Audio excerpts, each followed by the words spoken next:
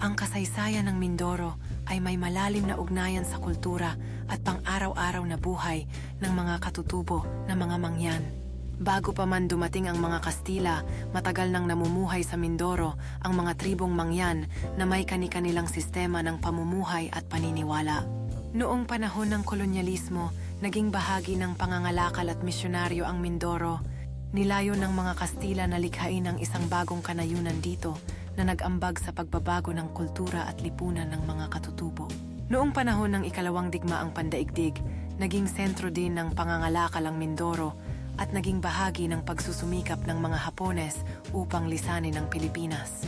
Ang mga pagbabago sa Mindoro dulot ng digmaan ay nagdulot din ng pagsasanib ng mga tradisyon at impluwensyang banyaga sa kulturang mangyan. Sa kabila ng mga pagsubok, patuloy na pinanatili ng mga mangyan ang kanilang mga tradisyon at paniniwala na nagiging simbolo ng kanilang katatagan. Ngayon, ang Mindoro ay isang patunay ng pagtutuloy-tuloy na kasaysayan ng pakikisalamuha ng mga katutubo at mga banyaga.